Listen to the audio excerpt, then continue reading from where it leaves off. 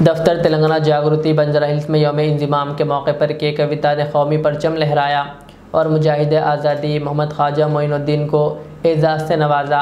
इस मौके पर के कविता ने अवाम को मुबारकबाद देते हुए कहा कि तेलंगाना की जद्दोजहद जागीरदारों और ज़मींदारों के ख़िलाफ़ थी, किसी मज़हब के ख़िलाफ़ नहीं।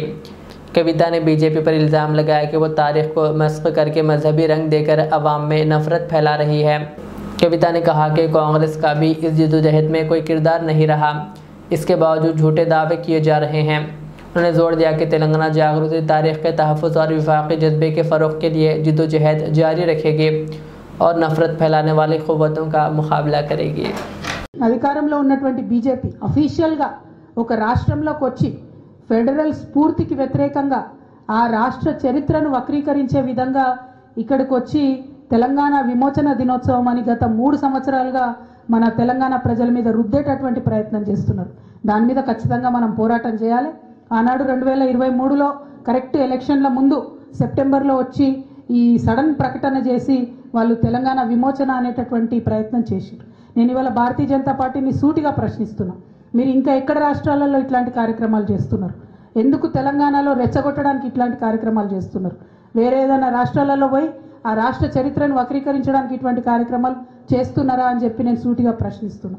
మరి 2 సంవత్సరాల నుంచి ఈ కార్యక్రమాలు జరుగుతుంటే కనీసం రాష్ట్ర ప్రభుత్వం ఒక లేఖ కూడా ఎందుకు రాయలేదని ఈ సందర్భంగా నేను ప్రశ్నిస్తున్నా। 2023లో ఎప్పుడైతే బీజేపీ తెలంగాణ విమోచన దినోత్సవం అని చెప్పి కేంద్ర ప్రభుత్వం నుంచి చేస్తామని చెప్పి ఆనాడు కేసీఆర్ గారిని మన రాష్ట్ర ముఖ్యమంత్రిగా, మహారాష్ట్ర ముఖ్యమంత్రి గారిని, కర్ణాటక ముఖ్యమంత్రి గారిని అందరినీ కూడా ఆ కార్యక్రమానికి ఇన్వైట్ చేస్తే కేసీఆర్ గారు ప్రొటెస్ట్ చేసిండ్రు। ఇది కరెక్ట్ కాదు, మా చరిత్రను వక్రీకరించొద్దు, నేను ఈ కార్యక్రమానికి రాను, మీరు ఇట్లాంటి కార్యక్రమాలు మా రాష్ట్రంలో చేయొద్దు, ఇది ఫెడరల్ స్ఫూర్తికి వ్యతిరేకమని కేసీఆర్ గారు ఆనాడు వెళ్ళలేదు।